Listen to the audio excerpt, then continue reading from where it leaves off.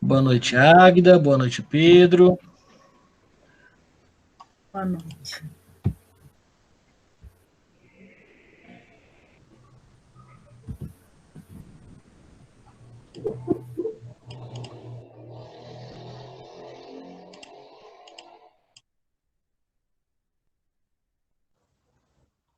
Ô Everton, eu tenho que confessar que realmente eu fiquei muito interessado com o webinário de hoje. Lógico, porque eu tenho um grande apreço pela Lu e pelo Cássio, mas o tema também é muito interessante. Bacana, ficamos felizes com o seu feedback.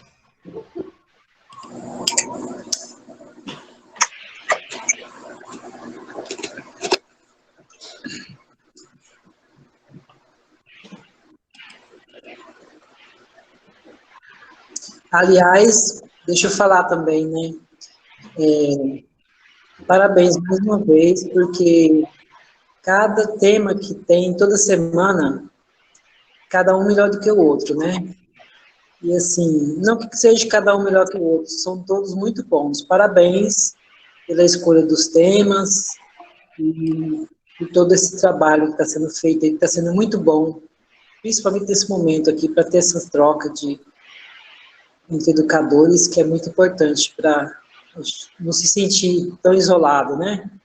Parabéns, toda a equipe.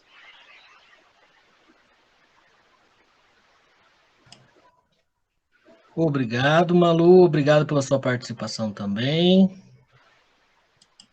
Nós ficamos muito contentes em estar promovendo esse ciclo de encontros aqui com vocês participando. E já estamos animados, já pensando no próximo semestre.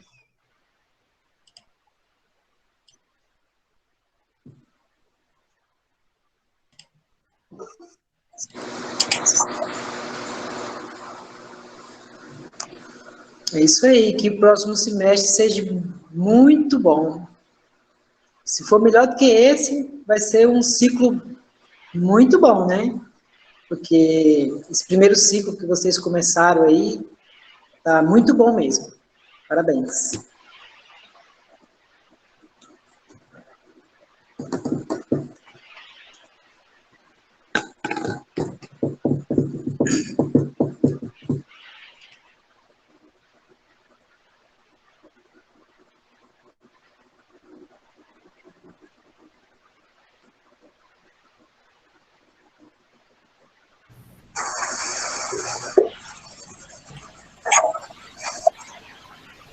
Boa noite, Viviane. Boa noite, Rosana.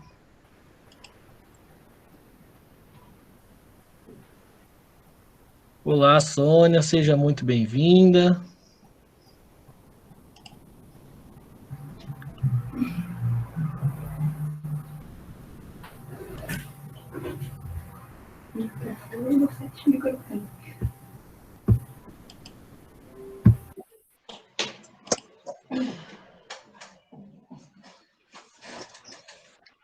Boa noite, Márcia, seja bem-vinda. Boa noite, Joyce.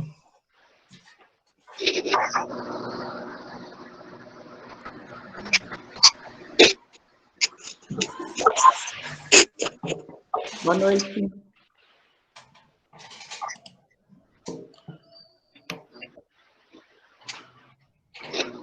A Marilena entrou aqui já, que passou despercebida, não vi? Ah, tá vendo só? Olha só. Tá ligeira. Estou esperta, você precisa ficar mais esperto.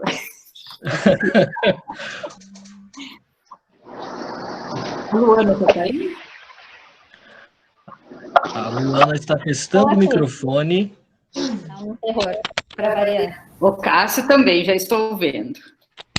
Boa noite, Cássio. Boa noite, Luana. Boa noite a todos. Boa noite, professora. Boa noite a todos que já estão aqui. E obrigada pela participação.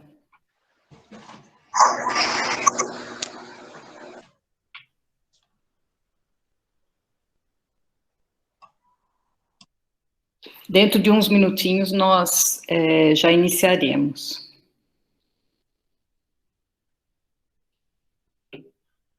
O nosso ex-ministro da Educação ajudou no debate de hoje aqui, né, do webinário.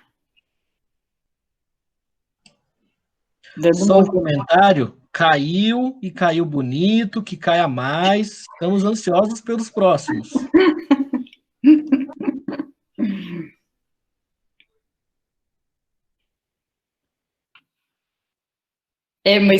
Bom, eu entendi que você falou. Agora eu me refiro à questão da revogação da portaria que ele fez.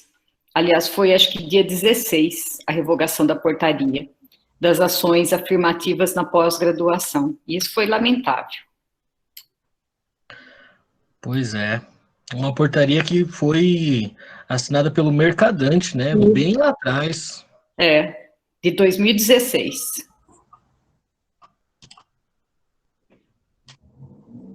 A Érica está dizendo que o medo é o que pode vir pela frente. Bom, nunca dá para saber, né, Érica? Ixi, você conhece Sônia? Quem é? Pelo jeito, a Sônia tem bola de cristal.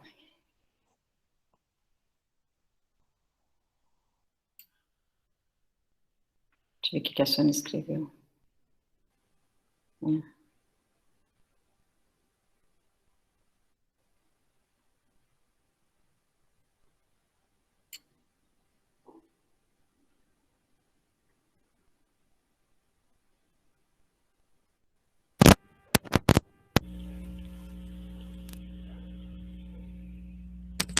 Boa noite.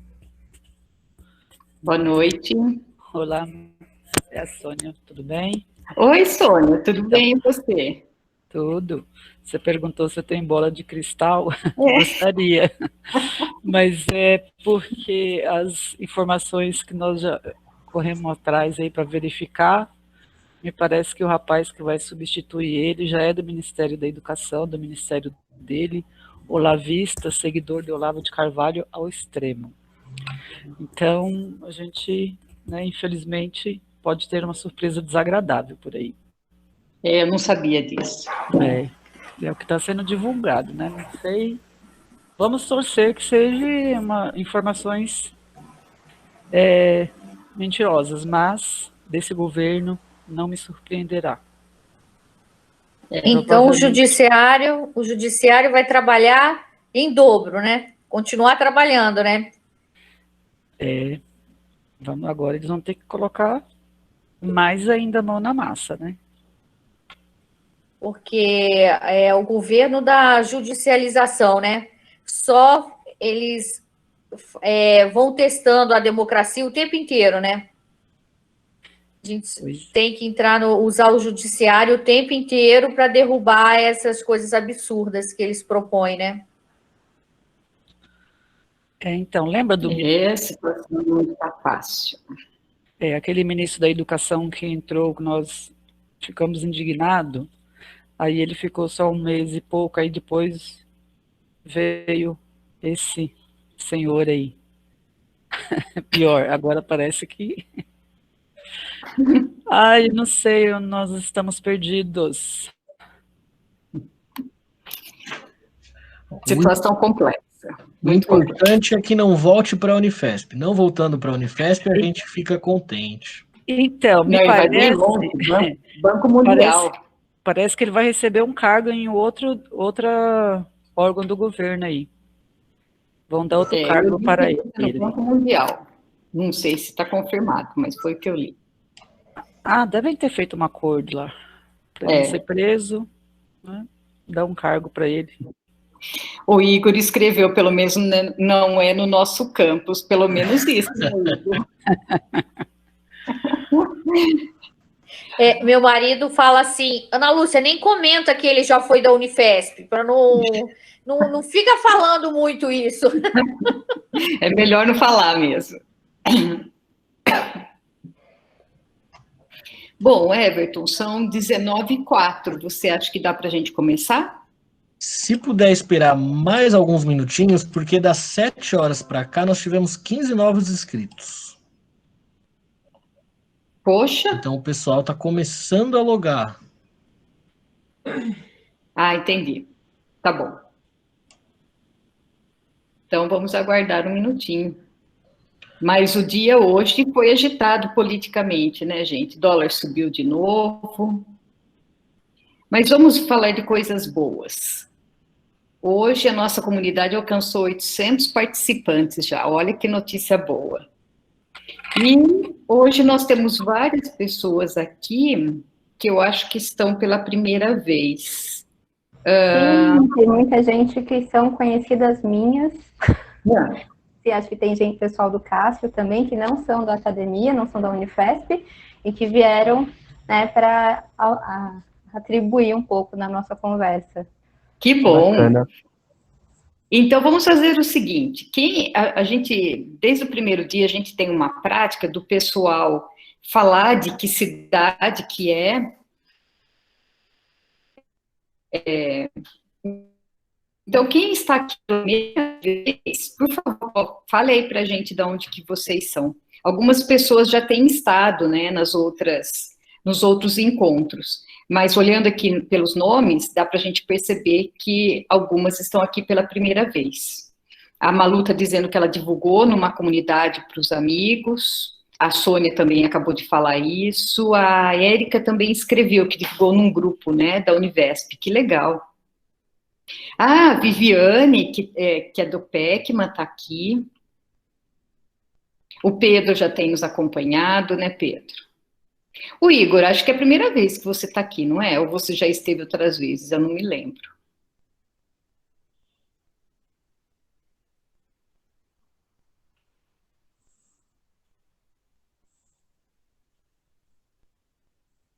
Olha só, Rosana, eu sou Que legal, professora de professora arte. de arte. Que legal, Sônia, seja bem... Pode sim. Sinop, Mato Sul. Eu já passei por Sinop quando eu fui fazer uma avaliação, acho que eu desci nesse aeroporto, acho que Sinop tem um aeroporto. Trabalha com inserção de bebês quilombolas. Olha, que interessante. Muito bom ter você aqui conosco, vai poder contribuir nas discussões. Vitória mora em Diadema e é da Unifesp.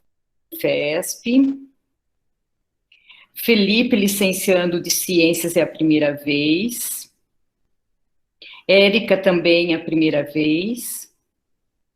Ah, entrou esse ano na Unifesp, que legal, Érica, que você está aqui, muito bom. Continue participando conosco.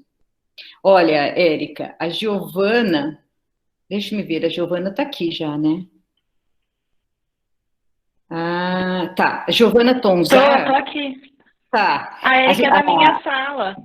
Ah, ela é da sua sala? Que legal. Então vocês se conhecem, né? Ó, a Giovana tem acompanhado desde o comecinho. Faça como ela. Fique aqui com a gente. Então, o Igor, que é da Unifesp, está aqui pela primeira vez. Joyce, Bianca, pós-graduanda em psicopedagogia, que legal, seja bem-vinda. Nossa, correu aqui rápido o chat.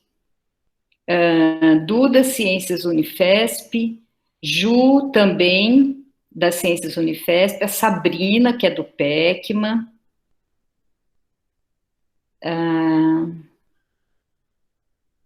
A Erika está falando que quer conhecer o trabalho da Joyce, eu também quero. Giovana, que é graduanda de Ciências Ambientais, seja bem-vinda. A Érica eu já falei, Bianca, primeira vez.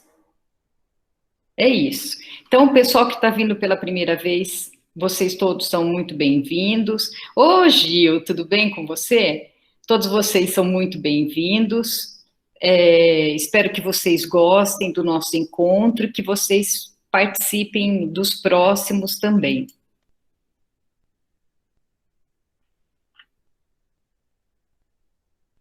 Ah, nós temos uma pessoa aqui também que está pela primeira vez, que é um amigo virtual, que eu não conheço pessoalmente. O apelido dele é Chinho, e o nome dele é Wilson. Wilson, de que cidade que você é? Você é do Sul, né?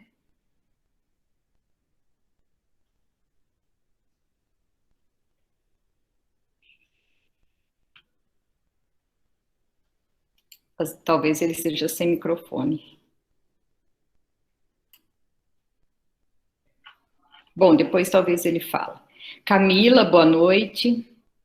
A Joyce falou que vai disponibilizar a dissertação dela. Que legal, vai ser muito bom. Bom, Marilena, Oi? podemos começar? Temos 60 membros na sala. Ótimo. Então, Boa vamos noite. lá. Obrigada pelo apoio, Everton. Boa noite, Marilena. Boa noite. Quem falou boa noite aí agora? Que eu me Xinho, entendi. Wilson, tudo bem? Xinho, boa noite. Seja bem-vindo. Obrigado. A internet aqui não está muito boa, então eu estava quietinho aqui, estava demorando para conseguir. Ah, tá. Eu sou Então. natural de Montenegro, no Rio Grande do Sul, onde eu estou agora com a minha família, né, por conta da quarentena, mas eu moro já há 7 anos em Florianópolis. Tá, Então, entendi. circulo pelos 2 estados, né, Santa Catarina e Rio Grande do Sul. Então, num dos nossos próximos encontros, você poderia nos abrilhantar com alguma canção também, né, Xinho? O que você acha? Tá, posso sim. Legal, então tá bom. Então depois a gente combina os detalhes. O Xinho é músico e trabalha com educação especial, então ele faz um trabalho muito bacana e é legal tê-lo aqui conosco também. É muito bom essa diversidade que a gente tem aqui no grupo, né? Quilombola, crianças especiais, estudo do negro, e assim a gente vai crescendo junto, né? Vai aprendendo uns com os outros e dando suporte um para os outros, porque essa etapa que nós estamos vivendo da educação é bastante complexa. Então, Xinho, seja bem-vindo e muito obrigada pela sua participação. Muito obrigado, eu que agradeço a oportunidade, tenho certeza que vou aprender bastante com vocês, e se houver algo em que eu possa ajudar, já estou à disposição. Eu tenho trabalhado mais com a formação de professores, né, para atuação em contexto inclusivo, e a música entra só como uma ferramenta para incluir as pessoas com deficiência, que é a minha primeira formação, mas eu acabei me voltando mais para o estudo de Libras, Braille, autismo, síndrome de Down, para justamente tentar ajudar professores que, como eu, encontraram alunos, né, com essas características diferenciadas e não encontravam muito suporte para ministrar aulas da melhor maneira possível, para tentar trabalhar com eles de uma forma mais correta, digamos assim, né? Então eu estou à disposição se eu puder ajudar de alguma forma, e obrigado pela oportunidade.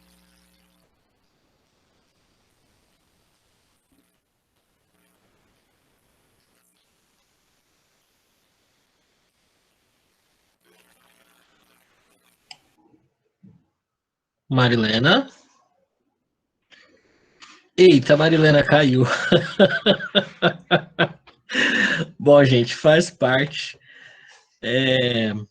Eu não sei se a Marilena ia fazer uma apresentação da Luana e do Cássio, todavia, pelo menos no observatório, eu tenho o hábito, né, eu acho mais interessante que os palestrantes se apresentem.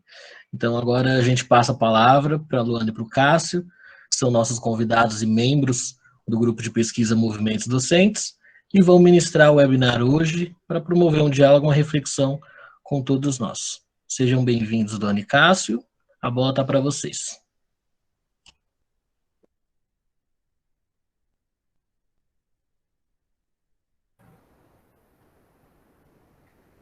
Boa noite a todos, né? Estão todos me ouvindo? Meu nome é Cássio Nascimento, né? E eu gostaria de contribuir, né? Num assunto que não é um assunto que a gente pretende esgotar hoje, né? Mas que hoje seja um momento para que a gente possa nos aprofundar, né? Em algo que rotineiramente a gente fala, a gente pensa sobre, até porque é um assunto, né, que principalmente no momento atual, ele causa muitas discussões afloradas, né? Posso começar? Posso? A minha intenção, quando eu vi o tema, foi pegar uma coisa essencial, que é a questão de democracia, né? A democracia, para mim, é o exercício de poder popular no território e nas instituições. exceto por restrição de nacionalidade, né? Esta é conferida no Brasil por direito de solo. Quem nasce no país é brasileiro. Aqui tem uma diferença da Europa, né? Por exemplo, quem nasce em Portugal ou na Itália, lá tem um direito de sangue, né? Então, você não necessariamente... Quando você nasce num desses países, você não se torna automaticamente nacional daquele país. Aqui no Brasil é diferente. A gente, quando nasce no Brasil, a gente se torna brasileiro, né? Então, aqui a gente tem um direito de solo, né? Contudo, cidadania é o direito político, econômico e social, adquirido por participação no Estado. O que é que significa isso? A cidadania não é algo que é dado, né? É algo que é construído e que é uma coisa que é construído politicamente, economicamente, socialmente. Vou me aprofundar depois nesse tema. Exercitar a democracia muda ao decorrer do tempo, né? A democracia grega não é igual à democracia que a gente vê hoje. Há 10 anos atrás, era uma forma de a gente entender democracia. Hoje a gente muda. Então, eu quero também conversar com vocês melhor sobre essa mudança da democracia, né? Exercitar a democracia é um direito, mas é um direito que tem uma conquista. E eu vou me aprofundar também nesse tema. Hoje, conseguimos participação maior de brasileiros. No entanto, há uma primeira confusão. Essa confusão que eu identifiquei, que eu estudei, foi entre valores públicos e valores privados. Não é? Essas condições estabelecem um conflito, né, entre o mérito e o favor. Né? Aqui no Brasil, a gente chama algumas coisas de jeitinho, né? E a gente gosta de colocar logos, né? Jeitinho, ou então cordialidade. E eu queria trabalhar essa questão do favor. Então, eu queria trabalhar a questão da democracia e a questão do favor, né? O favor, para mim, é uma forma dos valores privados criarem dependência, diminui direitos e deveres. Assim, enfraquece a participação popular na organização do poder. Né? Enquanto a democracia, o demo, né, o povo, várias pessoas participando, o favor é aquela questão que cria uma dependência e que evita que se fortaleça essas instituições democráticas. Em minha experiência, o homem pode ser analisado de 3 maneiras, né? O corpo, a individualidade e a cidadania. Eu usei essas 3 maneiras para poder entrar agora na nossa discussão do tema, que é o negro e a educação. O negro exerce sua individualidade livremente.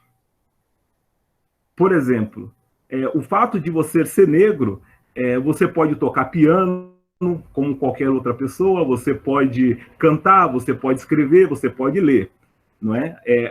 Porque essa liberdade é uma liberdade física que eu tô querendo colocar, né?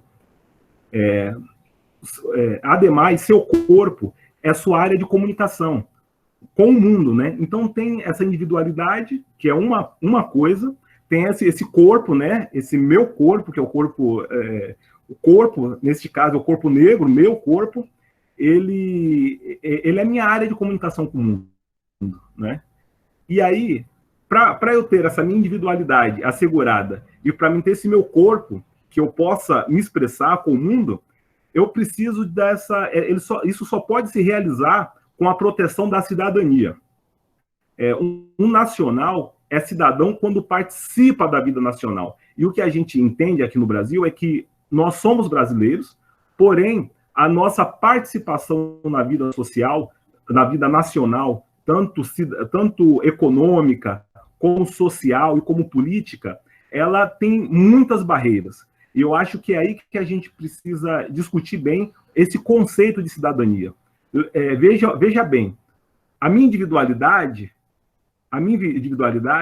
ela é como ela é livre. Ela é livre. Por eu ser humano, ela é livre. O meu corpo é como eu me comunico com o mundo. Isso não tem restrição, mas o que torna isso tão diferente é esse conceito de cidadania, essa questão social, essa questão econômica, essa questão política. Então, são 3 coisas diferentes. A individualidade, o corpo e a cidadania. E para elas funcionarem bem, a cidadania precisa funcionar no nosso país. O Estado organiza o território. O que é que significa isso? As empresas transnacionais, as grandes empresas, agem com apoio e investimento do Estado, né? Porém, o Estado, como instituição, está condicionado à ação de indivíduos e de grupos. Esse Estado não é algo que age sozinho. Esse Estado é algo que precisa de nós para agirmos, né? Só que não é bem assim que funciona, né? Vamos lá. Realiza-se, né, no território. O que é que significa isso? Atualmente, a gente vive um momento que esse Estado nacional, ele precisa estar muito forte, né? Porque essas empresas internacionais, quando elas vão investir no Brasil, elas precisam investir no Estado. Então, quando esse Estado se fortalece, esse Estado ele não está, como muitas pessoas dizem, que o Estado Nacional acabou. Esse Estado Nacional ele está vivo. Esse Estado Nacional, hoje, ele está mais vivo que nunca. E esse Estado Nacional não está pronto, ele está em disputa. Então, nem todas as pessoas que participam do Estado, nem todas as pessoas que são brasileiras têm condição de influenciar esse Estado ou de exigir seus direitos, né? Políticos, sociais e econômicos. E esse Estado, ele acaba pendendo para um lado, que é justamente esse lado aí dessas grandes empresas, né? E essa é a luta, essa é a disputa. Não há como retirar o Estado da cena, mas há sim como nós, como brasileiros, disputar esse Estado, né? Nós, como população, em cada local é um território. E nós, como população, nós criamos redes. Por mais que venha um computador, por mais que venha tecnologia para a gente trabalhar aquela região, nós que conhecemos aquela região, que vamos trabalhar aquela região. Então, é muito importante. Hoje, o trabalho, ele se relaciona com a gente diretamente, né? Então, por mais que esse Estado ele coordene as ações para que essas empresas possam investir, nós que estamos no dia a dia, somos nós que fazemos esse Estado. Então, esse Estado somos nós, né? Eu gosto de brincar que quando eu falo isso, é como se fosse o 6º volume do Capital, né? Mudou muito as realidades, né? De trabalho, e isso é muito interessante, né? Os indivíduos podem propor, infelizmente, alguns fazem estratégias para a manutenção de uma hierarquia social, econômica e política. Nesse sentido, a prática que inibe participação popular começa nas estratégias concretizadas por indivíduos. É justamente aí onde que a gente começa a entender onde está essa base aí desse preconceito e desse racismo, e onde que isso pode atrapalhar no nosso desenvolvimento nacional, né? A luta por cidadania faz o brasileiro pensar-se, excepcionalmente, a população negra. Então, por haver tanto caso de racismo que a gente é obrigado a estar nos pensando constantemente, né? Ainda que as discriminações de cor constituam dificuldade para o país, né? A discriminação ela é ruim para todos, porque um Estado, uma sociedade que funcione bem, é uma sociedade que as pessoas elas têm que ter a sua individualidade e o seu corpo livre para que elas possam manifestar da melhor forma possível essa contribuição para o Estado. E quando a gente tem essa sociedade que não tem cidadania, ou que a cidadania é muito rara, e principalmente em outras regiões do país, nós precisamos lutar por isso para que esse Estado cresça, esse sentimento, né, de sociedade cresça. E para isso, eu queria conversar com vocês alguns antecedentes. Antecedentes é uma forma que eu digo para a gente entender por que a cidadania hoje é diferente de 20 anos atrás. E eu queria colocar como marco a crise de 2008, né? A crise de 2008 foi uma crise muito diferente.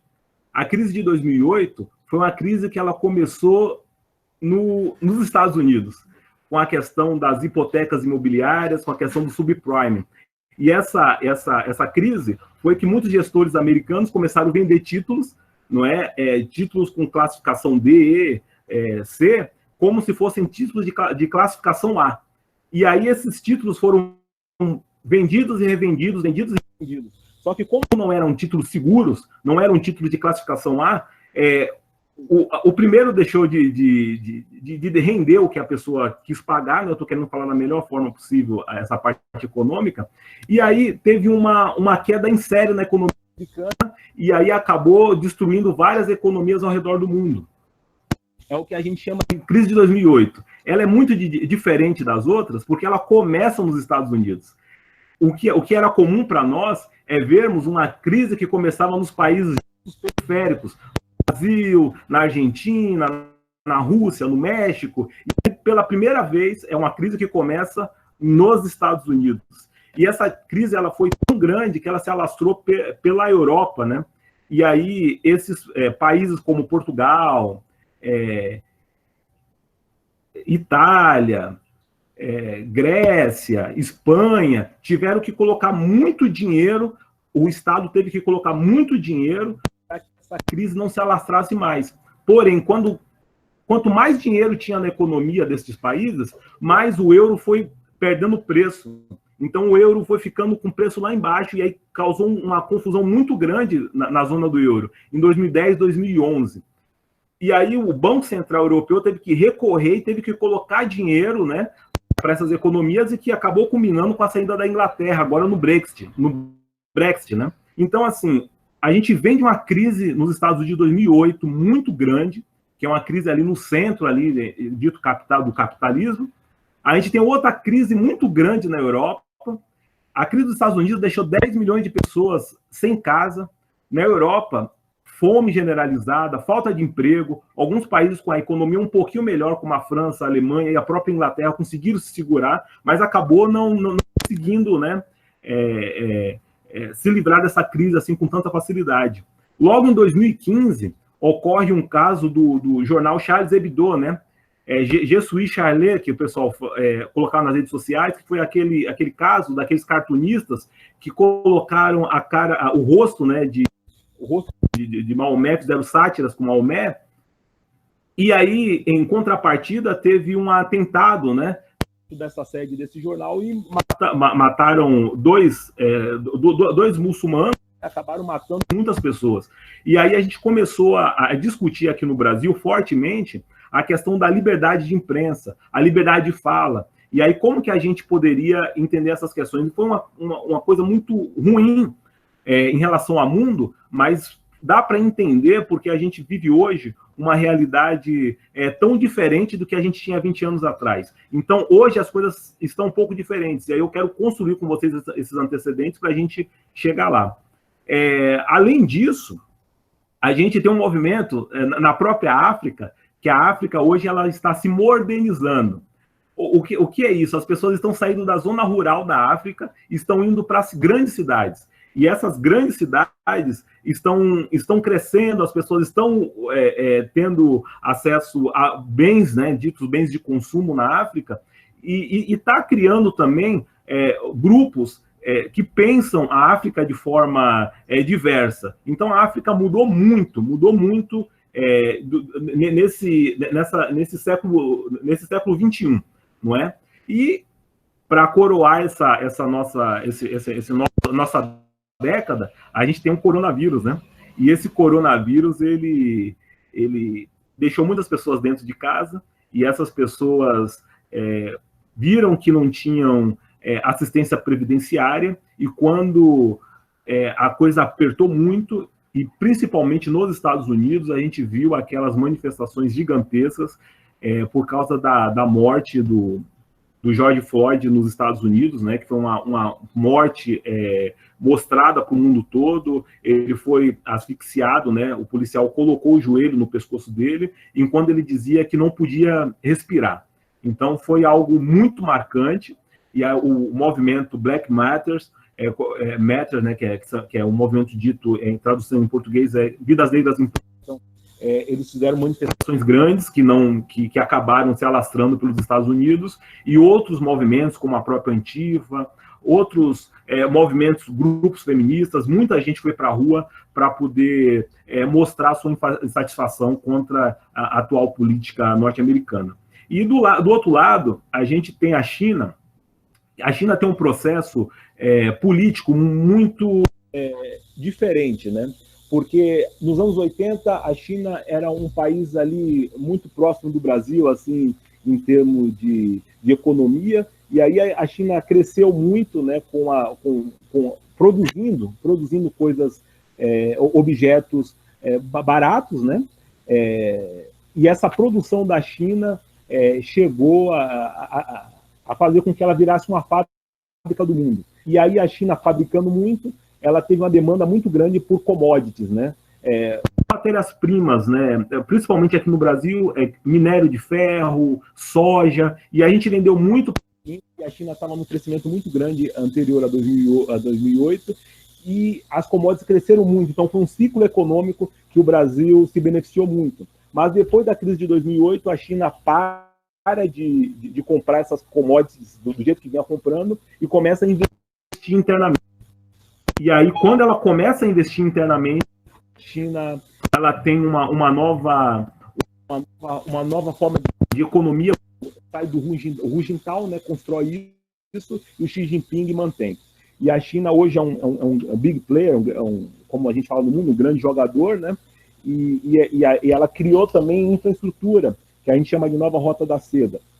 Essas estruturas todas que a China fez propiciou para que ela conseguisse levar muitos produtos manufaturados para muitas partes do mundo, né? Então a China ela tem esse papel hoje no mundo, né? E aí tem esse contrapeso com os Estados Unidos, com a crise, com a Europa em crise, a África urbanizada, a China crescendo muito, investindo drasticamente no seu mercado interno, e a gente tem aqui o Brasil, né? E o Brasil, com a nossa conjuntura desse atual presidente, que é um presidente que resolveu fazer um alinhamento automático com os Estados Unidos e não procurou entender mais algumas questões mais sensíveis ao Brasil, que é o caso da cidadania, né? E a cidadania por meio da economia. É uma cidadania que é uma relação de direitos, né? Sociais e políticos. Muitas pessoas me perguntaram quais são as estratégias. E aí, muitos grupos foram domingo, né? Esse domingo e domingo passado para a Avenida Paulista fazer manifestações. A manifestação, a própria greve, ela tem um objetivo de entender a própria força. Quando você vai fazer uma manifestação pública, você tem um objetivo de você saber quanto a causa que você está lutando está mobilizando. Então, não é algo para resolver, é algo que tem que ser feito com estratégia. Muitos também me falaram sobre a questão de tacar fogo, né, que agora virou uma moda, né, tacar fogo em racista, esse tipo de expressão. Só que tem um problema grave, quando você usa de violência em uma causa legítima, você corre o risco de você distanciar a população da causa, né? Você tem um objetivo de mobilizar aquela população e aí você corre o risco dessa população acabar não fazendo parte, né? E uma coisa que eu queria trabalhar bem tem os antecedentes, né? Porém, eu queria conversar com vocês o dia a dia. Eu queria conversar com vocês como eu, professor, como eu, um trabalhador comum, posso eliminar essa questão do racismo, né? Então, eu vou deixar agora a fala com a caríssima Luana, para que ela possa apresentar melhor outros pontos que eu não falei aqui e que depois a gente possa tá discutindo melhor. Muito obrigado.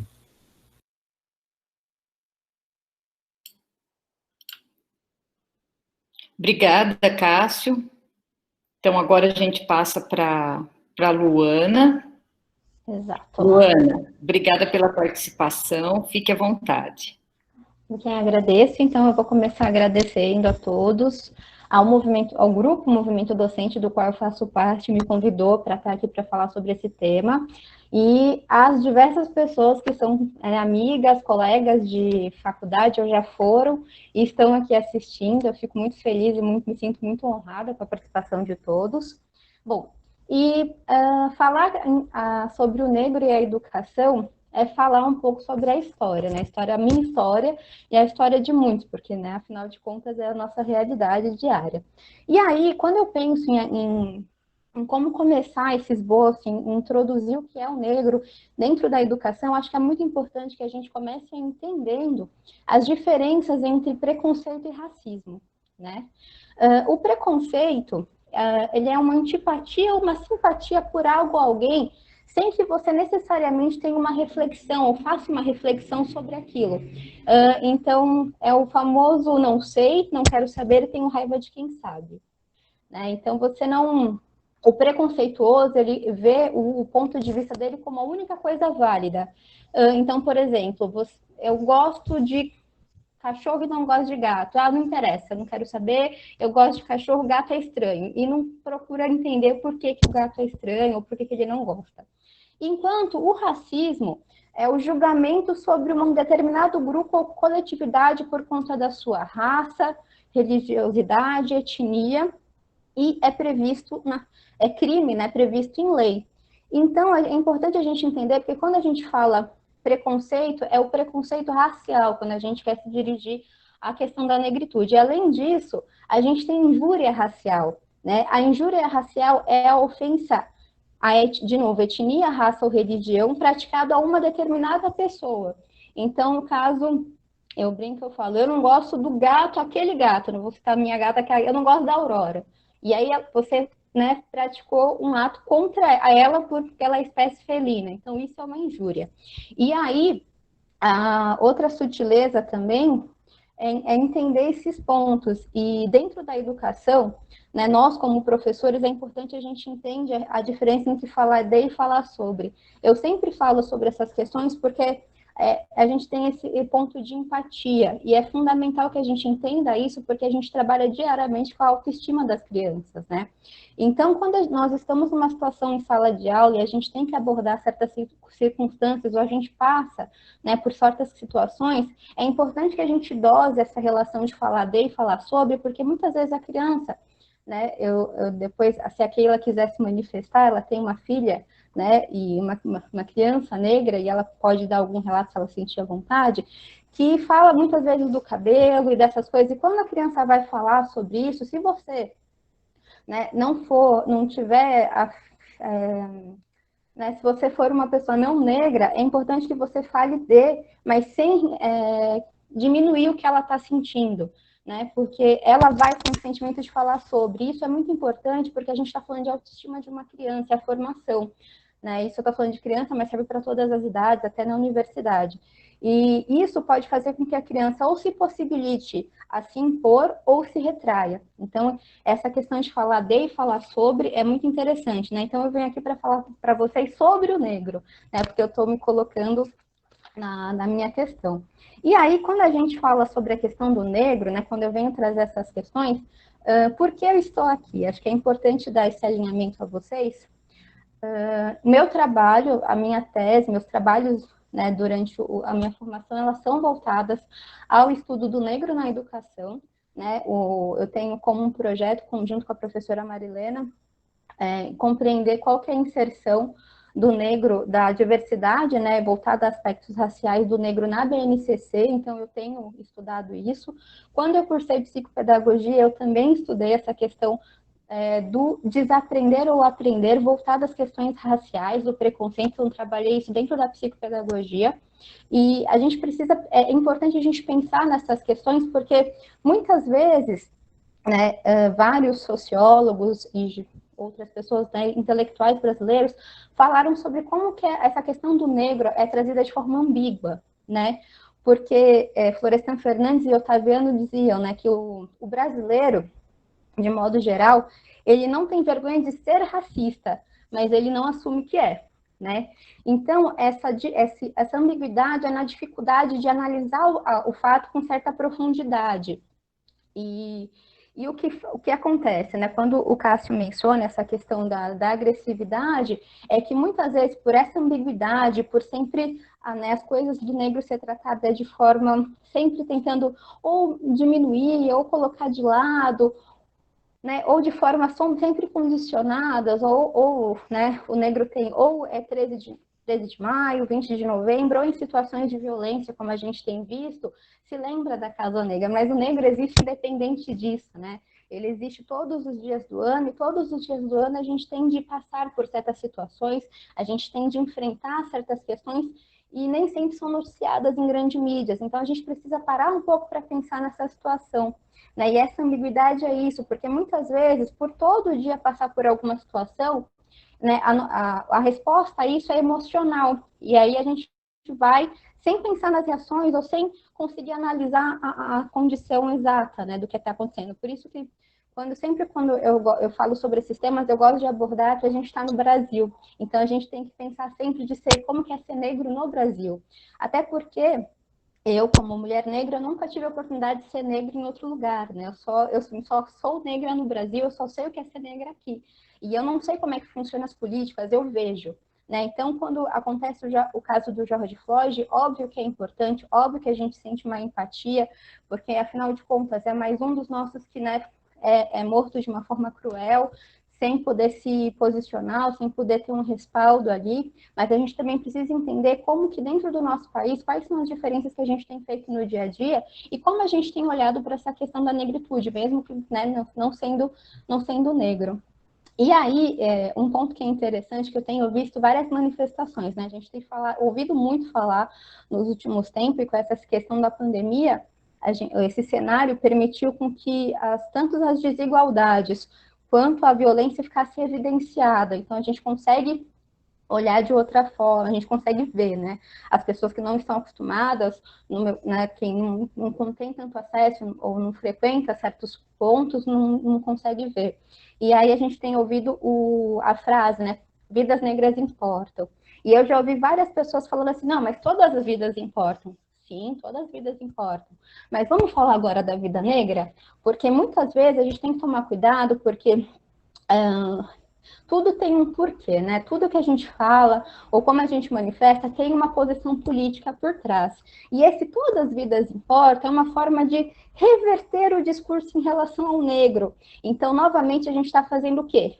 Olha, não tenho vergonha de ser racista, mas não vou assumir que eu sou. Então, eu vou falar que todas as vidas importam para ver se eu consigo mascarar a situação. Mas, espera aí, a gente nunca falou que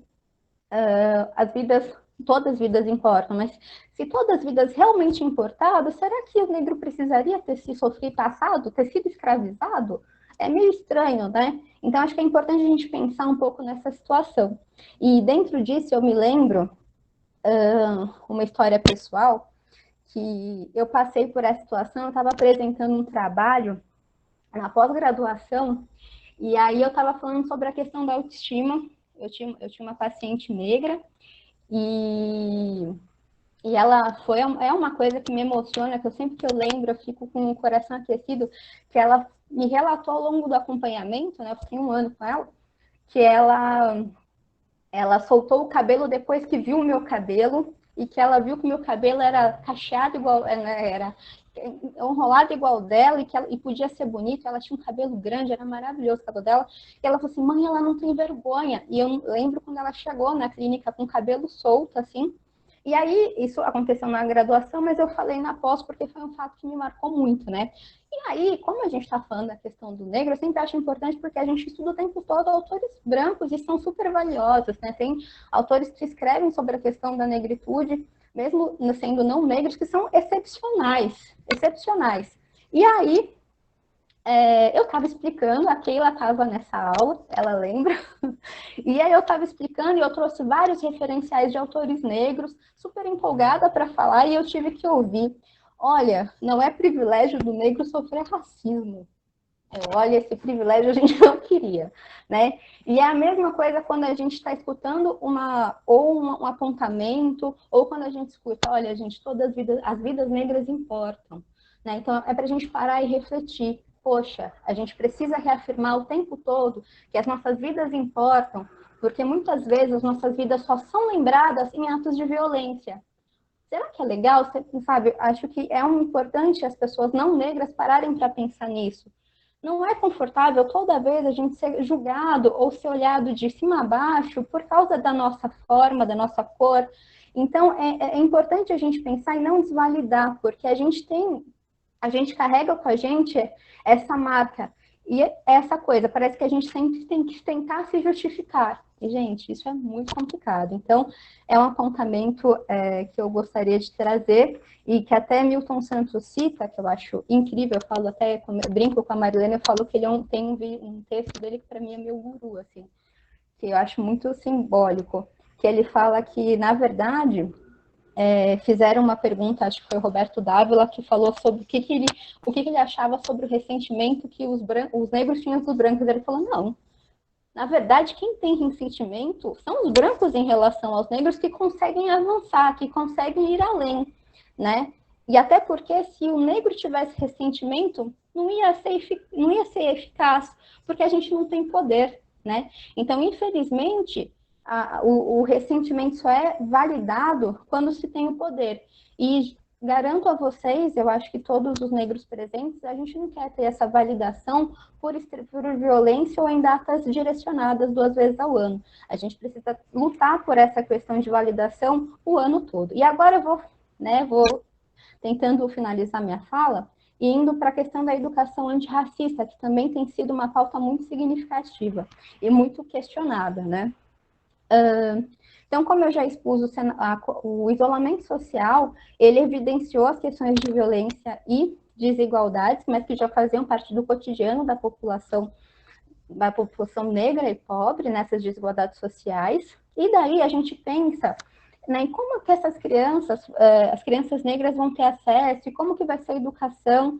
A partir desse ponto, a gente precisa entender que existe a lei e como ela é aplicada, a Lei 10.639. E daí, além de pensar num pós-pandemia, em esse processo de permanência e assistência estudantil, né, assistente emocional, enfim, de todas as formas, a gente precisa pensar também como a gente pode mudar ou olhar para essas crianças que viram durante todo o processo de isolamento violências constantes quanto aos seus iguais, né? Quando a gente vai falar sobre a questão do negro, um ato antirracista até dos professores, além de abordar os fatos históricos sobre a escravização, né, lembrando que eles foram escravizados, eles não eram escravos por opção, então é importante reafirmar isso, né? Eles foram escravizados, né? É importante colocar de formas que sejam compreensíveis. Além de você lutar, destacar os fatos históricos e tudo mais, destacar as lutas de resistências contra os escravocratas, né? Porque muitas vezes a história traz a questão do negro de uma forma passional. E não foi bem assim que aconteceu, né? Os negros lutaram por isso. E a gente tem muitas vezes no nosso imaginário coletivo a questão de que a princesa Isabel foi lá, boazinha, e assinou e, poxa, ela libertou, né? Não, gente, não foi assim que funcionou. A gente teve muitas lutas, a gente teve, acho que depois o Cássio sabe explicar melhor que eu, teve a Guerra do Paraguai, que foi muito significativa em questão do negro, ele pode explicar melhor do que essa parte. Então, a gente precisa explicar melhor, pensar melhor sobre a aplicabilidade da lei, porque quando a lei ela foi decretada, não se foi atrás de especialistas e nem de aumentar a carga horária para a formação dos professores, eles só deram a lei, né? E aí os professores que vão e expliquem melhor. Então, a gente precisa começar a dar mais consciência, a dar mais visão da luta negra ao longo dos séculos, porque parece que só o negro tem que saber a sua história, e não. Se todos são brasileiros, todos precisam saber sim, porque faz parte do nosso contexto nacional. E não faz parte só do nosso contexto a escravização, não faz parte só do nosso contexto a violência contra o negro. A luta e as conquistas dos negros também, né? E aí, com essa questão, eu vou finalizando já minha fala, aí a gente coloca as pessoas não negras nessa questão de que a gente precisa criar uma consciência nacional, né? A consciência negra, como muitos dizem, o negro tem consciência de que é negro, porque todo dia a gente é lembrado e a gente não precisa criar mais consciência, mas a gente precisa que as pessoas comecem a ter uma consciência nacional, porque é compreender que você faz parte do problema e da solução, porque senão você só coloca para que o negro resolva, e assim, a gente resolve, só que se é só a gente resolver, vai continuar na mesma questão, né? As pessoas assumem que existe, mas a gente não vai dar muita opinião, porque afinal de contas é meio vergonhoso assumir e tudo mais, né? Então eu finalizo aqui, agora a gente abre para as perguntas, né, Marilena? Isso mesmo, Luana. Muito obrigada pela sua fala. É um privilégio ouvir esses dois, não é, gente? Vocês fiquem à vontade para abrir câmera, abrir microfone, podem se inscrever no chat. O Lineker já está inscrito, então, Lineker, por favor, fique à vontade para fazer a sua pergunta, o seu comentário. Foi na fala do Cássio que ele se inscreveu.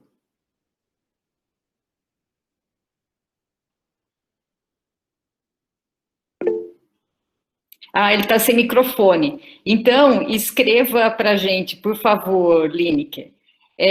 Como o Lineker não vai falar, se alguém quiser falar... Ah, mas ele já escreveu, ele escreveu rapidinho. Tá, Viviane. Viviane, pode falar já, então, enquanto o Lineker escreve, por favor. E depois tem a Keila também. Boa noite, gente. Boa eu noite. achei bacana a questão da Lu, né, que ela colocou sobre o cabelo, porque isso aconteceu na escola que eu trabalho, na prefeitura. Né, e nós temos a professora Gleice, que é de geografia, e ela tem uma representatividade muito importante com relação ao negro. Ela tem a pele branca, mas os traços todos negros, e ela se considera, se declara negra, né? E com isso, as alunas da escola pararam de fazer chapinha no cabelo e assumiram o afro delas, Vivi, né? seu som caiu, a gente não consegue te ouvir. Não? Estão ouvindo? Eu estou ouvindo. Estamos ouvindo. Eu também. Tá. E aí eu achei muito importante isso, né? Porque a maioria das alunas andavam sempre com o cabelo liso, chapado, ou muito cheio, assim, de preso, com vergonha, e teve uma representatividade tão bacana em relação a isso, que foi notável para todo mundo, né? E aí essa professora acabou saindo da escola, mas isso permaneceu.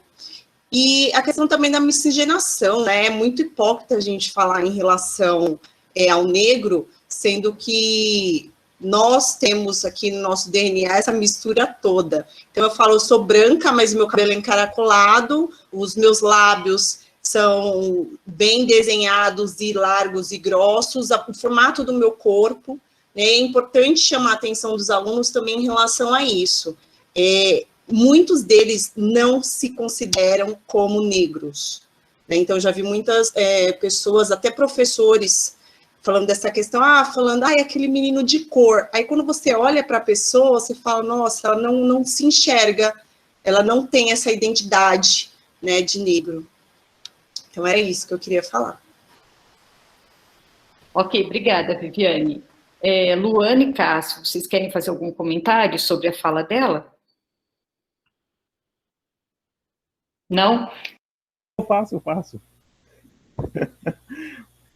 Boa noite, Viviane. Eu acho importante a gente esses espaços para que a gente possa dialogar, né, e falar de nossas experiências, né? Essa questão, quando eu falo achar, é porque a gente não está na cabeça do outro, né? Que ele se sinta negro ou não se sinta negro, é algo muito... isso é muito subjetivo, né? Essa questão de você achar que é negro ou achar que não é negro, né?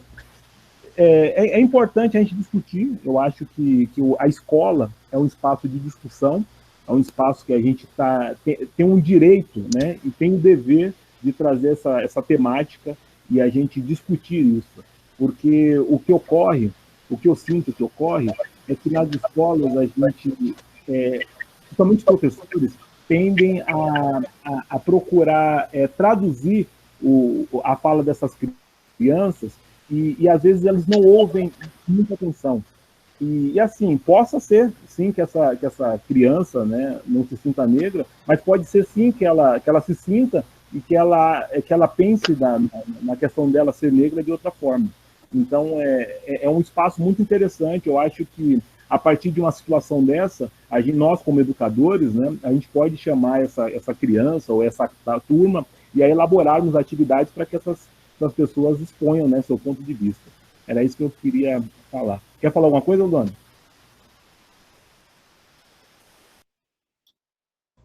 Eu acho que a fala da Vivi é muito pertinente, porque entra um pouco também na fala da Keila, né?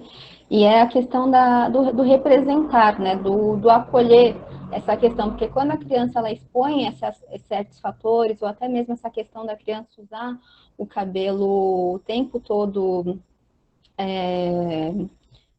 alisado, pode ser uma faceta, assim, de não se entender ou não se aceitar, e é uma forma de embranquecimento. Eu passei por isso há muito tempo da minha vida, e é uma forma de, né, acho que é importante esse acolhimento e explicar para ela, ou ela ver o cabelo da Vivi sempre solto também, para entender que tudo bem, faz parte de você, e é isso, trabalhar sempre com esse lado emocional. Então é importante que a gente pense como educador como nós vamos acolher, né, quando a gente tem esses relatos, porque isso vai fazer toda a diferença, realmente. Nós temos a pergunta do Lineker, que ele escreveu no chat. Quem vai comentar? Cássio? Cássio, então vai lá, Cássio. Boa noite, Lineker. Muito obrigado pela pergunta.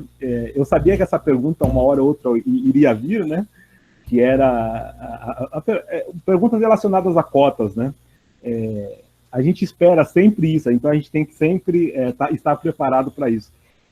Eu coloquei na minha fala que o negro, eu penso no negro de 3 formas, né? A sua individualidade, o seu corpo e a sua cidadania, não é? E o mais importante, quando a gente vai falar sobre cota é a solução para determinado problema. A gente não pode falar sobre a cota sem discutir o problema. Nós precisamos discutir por que tem cota.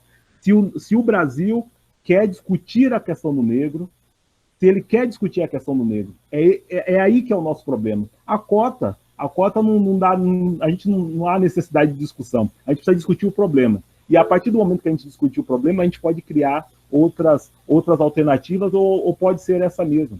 Então, eu acho que a gente tem que tomar muito cuidado com esse tema das cotas, não, das reservas de vagas, como eu gosto de dizer.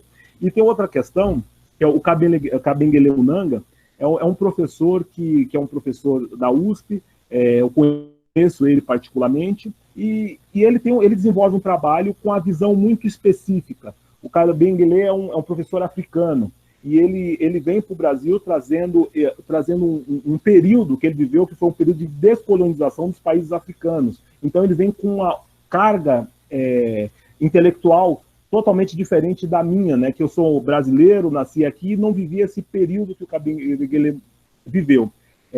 A subjetividade do negro, ou da pessoa, é uma coisa muito particular e difícil de discutir.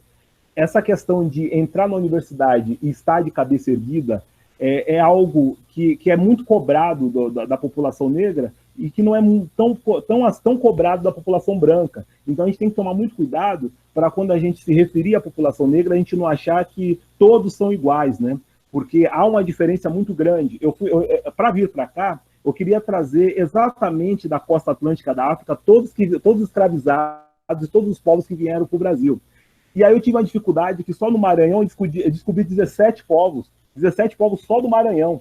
Então é um passado que, infelizmente, não volta mais atrás. O que a gente tem que trabalhar agora é daqui para frente, né? Como está ocorrendo as coisas agora e como nós vamos trabalhar. E eu me sinto muito feliz, né, por ter uma família que me tenha me proporcionado. E assim, só para deixar essa mensagem para terminar e dar espaço para a Luana, nós temos que entender que a história da África é tão rica quanto a história da Grécia. Eu acho que isso a gente tem que firmar para nossas crianças. Muito obrigado. Bom, ok, fale, Luana. Desculpa, professora, eu vou citar sobre a questão, né? A questão, assim, A gente nem pode achar que esse é o único fator. Eu acho que cota, a primeira coisa, um jargão conhecido, né? Cota não é esmola.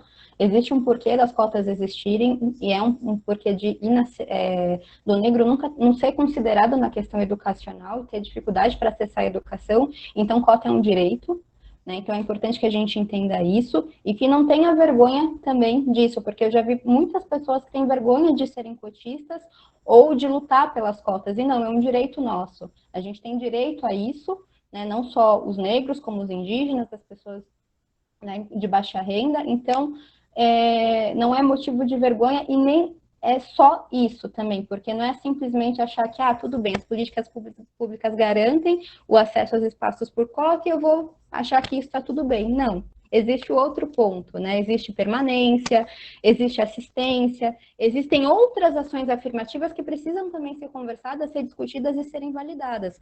O que aconteceu hoje com a revogação para as pós-graduações é muito sério, porque faz com que não tenha um estímulo à permanência na universidade. E aí, muitas vezes, é fácil falar assim, não, mas eles não querem acessar a educação, né? Não querem continuar.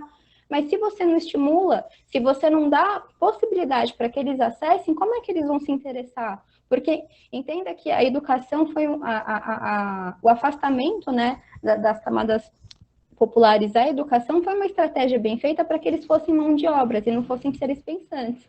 Então, a gente precisa tomar cuidado com essas questões e assim, a gente não é obrigado a resistir sempre, mas a gente precisa usar os nossos espaços, usar os nossos direitos, porque a gente tem de se melhorar. E eu acredito que isso é através da educação. Então, usar, sim, as cotas, usar elas e falar, sou cotista sim, qual é o problema? Eu sou cotista da Unifesp, eu fui cotista em toda a minha vida acadêmica e não tenho vergonha nenhuma de falar isso, porque se não fosse isso, eu não estudaria, né? Então, a gente precisa sim e valorizar, e é isso, né? Acho que é só isso, por enquanto. Muito bom, Luana. O Lineker escreveu incríveis. Olha, nós temos inscritos Keila, Pedro, Malu, Giovana e Andressa. Então, Keila, você está com a palavra.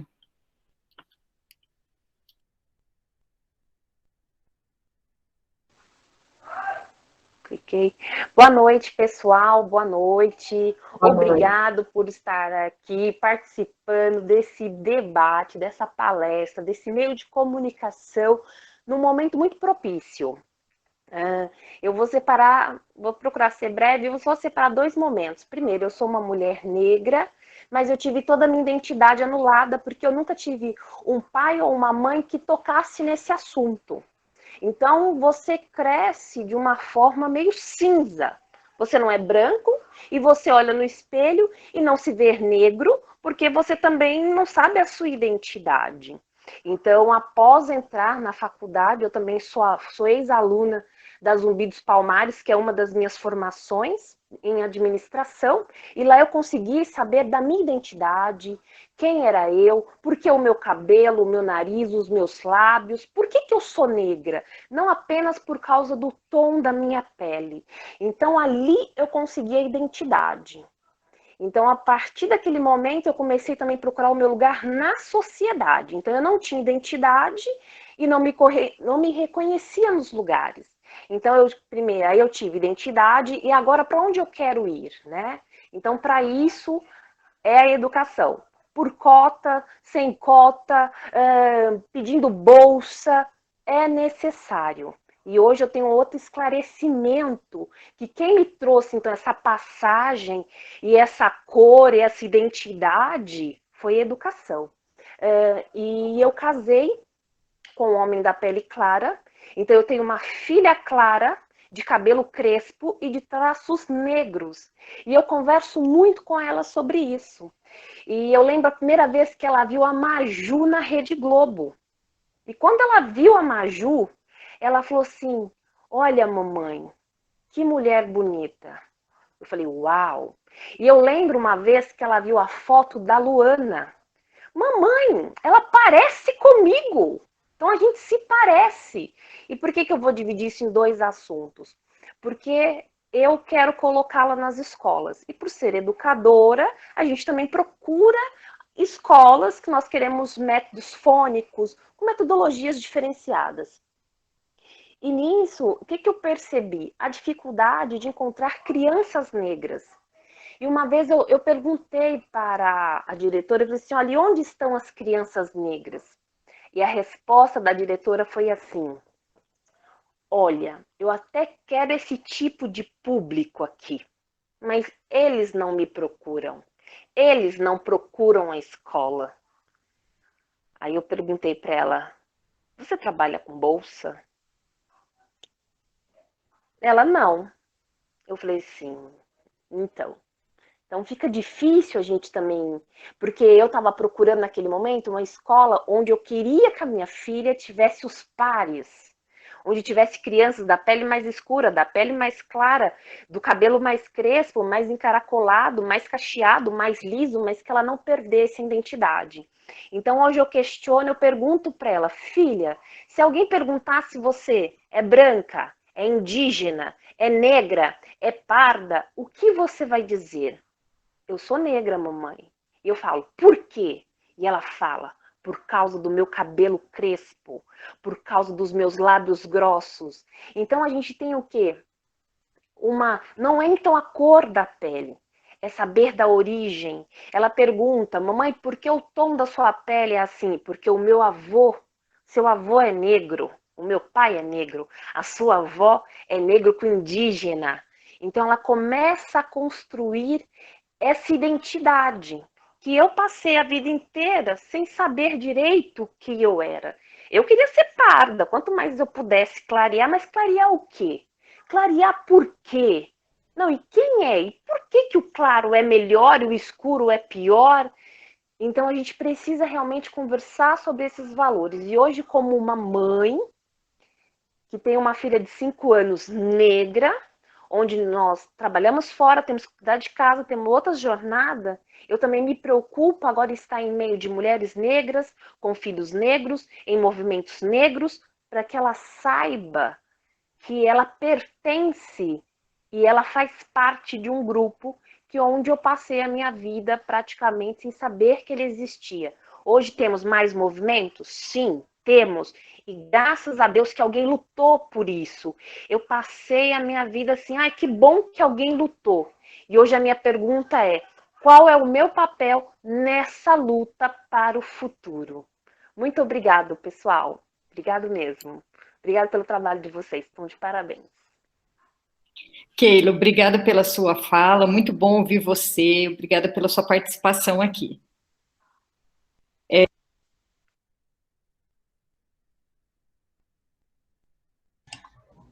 Marilena, seu microfone tá mudo. Opa, sorry, eu tinha fechado sem querer. Luana e Cássio, vocês querem comentar ou vamos para o próximo e daí vocês comentam? Como vocês querem fazer? Pode ser, pode ir para o próximo, a gente comenta. Só agradecer a Keila e falar que, enfim, né, eu sou apaixonada pela Raquel. A Keila atuou comigo na Fundação Casa também, e foi graças a ela que eu tive a oportunidade de acessar e ver a educação de outra forma. Então, eu só tenho gratidão com ela. Ok, então vamos ouvir o Pedro, e daí vocês comentam a fala da Keila e do Pedro. Boa noite a todos e todas, espero que estejam bem. Um abraço muito carinhoso para a Lu, para o Cássio, para você também, Marilena. E eu vou comentar de uma experiência minha. No meu meio que eu cresci e que eu estudei até o ensino médio, a presença do negro nunca foi muito impactante na minha vida, no sentido assim, de nunca foi muito discutida dentro da minha família, na minha própria escola. E a Lu comentou também que a história do negro, que foi apresentada a mim pelos livros de história, e pelos meus professores, foi algo muito passageiro, foi como se o negro ele fosse passivo nisso tudo. E isso sempre me chamou a atenção, só que eu nunca tinha ido muito atrás de tudo isso. E onde foi o grande ápice dessa minha experiência? Foi quando eu entrei na faculdade. Quando estava escrito, né, no webinário, atrás dele, o lugar do negro é na universidade. E foi muito gostoso para mim, porque foi um choque de cultura. Eu tinha um pouco dessa noção do que acontecia, do preconceito, do racismo. Só que eu cheguei na faculdade e foi muito gostoso. Foi muito gostoso porque eu vi pessoas muito diferentes, com hábitos diferentes e com culturas diferentes, que estavam no mesmo lugar, que podiam compartilhar essa experiência comigo. E eu percebi o quanto eu era alheio a tudo isso. Eu percebi o quanto eu não era muito mais vasto do que eu imaginava e muito diferente do que me foi apresentado quando novo. E uma experiência assim muito diferente, porque olha que curioso, eu cheguei em casa e eu virei para minha mãe e falei assim: mãe, eu conheci uma mulher negra muito inteligente, muito, muito, muito inteligente, ela é incrível, é a Luana. E olha que curioso, depois eu parei para pensar que, para enfatizar a minha fala, eu falei que ela era negra e que ela era mulher. Olha que curioso. E é porque era algo que para mim não era normal. Para mim, na minha realidade, não era algo assim normal. Depois disso tudo, eu comecei a dar valor, comecei a dar muito, muito, muito valor a todas as lutas que nós estamos tendo na faculdade, a todos esses acontecimentos. Eu comecei a ver as coisas de um jeito diferente. E eu comecei a entender que, mesmo eu não sendo negro, não é por isso que eu não tenho que valorizar. Não é por isso que eu não tenho que lutar por isso. Não é por isso que eu não tenho que estudar e entender o que realmente aconteceu. Entender vários pontos de vista, vários aspectos. Uma coisa que me chocou muito na minha infância foi quando eu descobri que Machado de Assis era negro.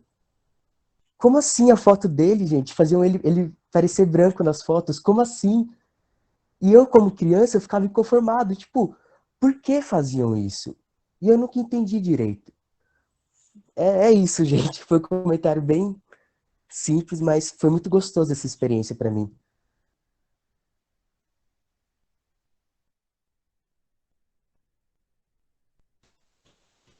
Bom. Boa noite, Pedro. Boa noite, Keila. Eu acho que as duas perguntas ela partem de uma coisa bem interessante. Existem vários de negros, né? Não é um só, né? Eu acho que esse conceito de achar que todos os negros são iguais, têm a mesma cultura, muito empobrece para a gente entender o que é. Por exemplo, você tem os Hausás na Nigéria, no atual Nigéria, você tem Hausás, que são mais árabes, né? Você tem os Yorubás, você tem os Ibós, você tem o povo Fon, você tem... você desce ali na Angola, você tem várias etnias que estão mais próximas ali do deserto de Kalahari, e que esses africanos vieram para o Brasil, e vieram para o Brasil com uma forma totalmente diferente do que foram para os Estados Unidos, que eram negros, né? Que eram negros mais da parte norte da África, e que eram negros mais altos, né? E com a personalidade mais... E aqui tem uma variedade muito grande, até porque se uma pessoa quiser estudar a história do negro, ou a história deste período, ela tem que falar português, porque não tem nada mais rico do que os documentos portugueses sobre o período. Então, eu estou falando isso para a gente valorizar também nossa língua, o português. E essa língua portuguesa, ela foi enriquecida com palavras do quimbundo, com várias expressões negras da África, né? E isso é importante a gente entender essa diversidade que a África tem. Muitos conflitos atuais que hoje existem na África é porque os europeus pegaram várias civilizações que eram rivais e colocaram no mesmo território. E essas civilizações passaram a disputar aquele espaço. Então, isso foi incentivado, né, pelo processo que a gente chama de colonização. Então, assim, é importante a gente entender que os negros são diferentes. E, assim, falando sobre a religiosidade, a gente consagra ao negro o candomblé, manifestações que são mais do povo nagô, né? O povo nagô, ele foi 10% do povo negro que chegou aqui no Brasil. E teve Nagoki, que era o 10%, por ter uma cultura tão rica e por viver já em cidades na África, eles tiveram um domínio cultural aqui no Brasil, diferente dos outros povos, até os povos muçulmanos que fizeram a revolta dos malés, né? Que eram povos muçulmanos, né? A revolta do Malé foi uma revolta muçulmana, né? Foi uma jihad, como a historiografia nos conta. Então a gente tem que entender que ser negro, existem negros com a tonalidade mais clara, mais escura, tem costumes diferentes, nem todos os negros são iguais. Eu acho que tem negros no continente africano com cabelo liso, tem outros com cabelo crespo, tem com a pele mais escura, com a pele mais clara, com traço mais fino, com traço mais grosso. Isso é muito importante. E o mais importante de tudo isso é que a vida em si nasceu na África, né? Então, no momento da Pangeia, você tinha todos os continentes grudados, né? E aí, com o decorrer do tempo, esses continentes foram se afastando.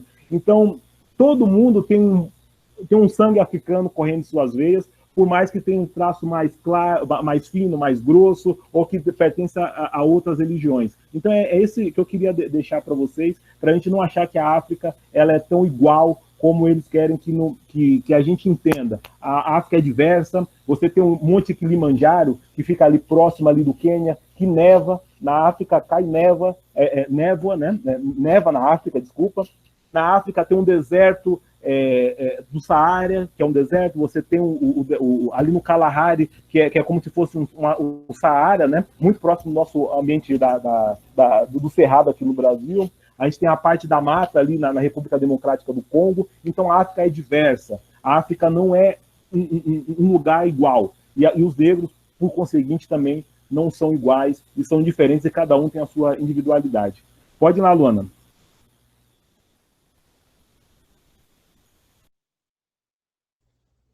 Na verdade, acho que não tem mais nada a falar, né? Foi bem explanado. E é essa questão mesmo de que o Pedro agradeceu, o Pedro elogia também, e dizer que é isso, né? É a questão de parecer sempre que precisa reforçar, nossa, uma mulher negra pode ser inteligente, a gente pode ser inteligente, é possível. Mas, infelizmente, a gente teve na nossa construção social e na nossa construção histórica a questão de, por menor que seja a ascensão, né, do negro, com o exemplo Machado de Assis, Lima Barreto, Teodoro Sampaio e tantos outros que foram velados, né? Foram embranquecidos de alguma forma, até a própria Maria Carolina de Jesus também, mulheres, né? E elas não foram tão prestigiadas ou foram embranquecidos para que pudessem ascender de alguma forma. Então, é uma coisa que a gente precisa refletir e também, né, pensar em modificar, para que isso não perpetue, até a valorização do negro dentro da academia também, que isso é muito importante. A gente tem grandes grandes intelectuais que são desconsiderados, né, e tem outras pessoas que fazem uso, né, da fala no lugar da pessoa, então é importante que a gente pense. Acho que as próximas perguntas, né, eu só não sei qual é a ordem.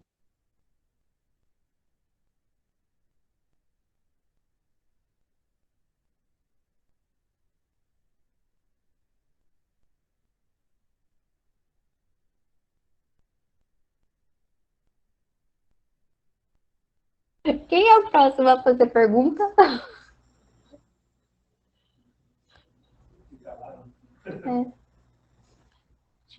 Deixa eu ver aqui. Era o Pedro, a Malu, e depois teve a Érica e a Giovana. Giovana, pode falar. Boa noite a todos. Boa noite. Está todo mundo me escutando? Eu queria fazer um comentário, na verdade, não é muito bem uma pergunta, que me surgiu quando a Viviane estava fazendo a fala dela, que no momento da fala dela, ela disse sobre outra pessoa se referir a um negro como uma pessoa de cor. E eu queria só deixar um comentário que isso é uma coisa que eu sempre percebi, que as pessoas elas têm vergonha de chamar o negro de negro. E assim, não tem nenhum problema em chamar a pessoa de negro, sendo que ela é uma pessoa negra. Isso não é um demérito, isso não é como se chama?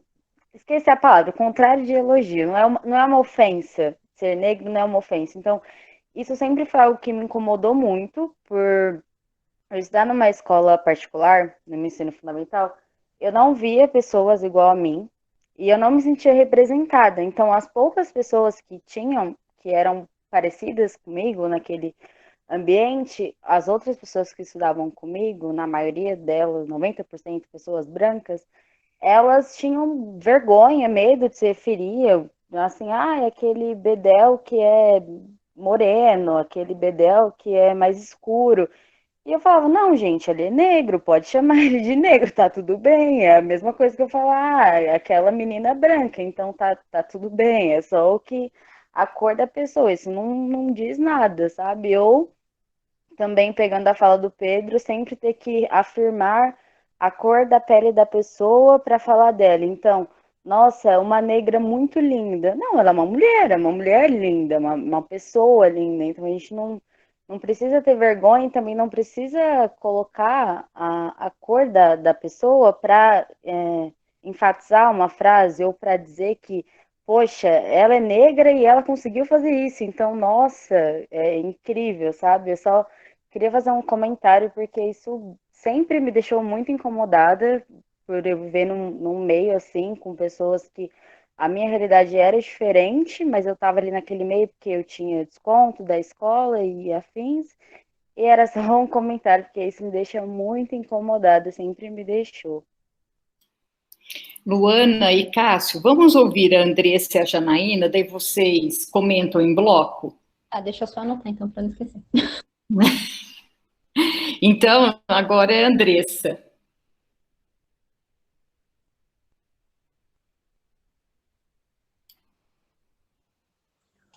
A Andressa escreveu, ela está sem microfone.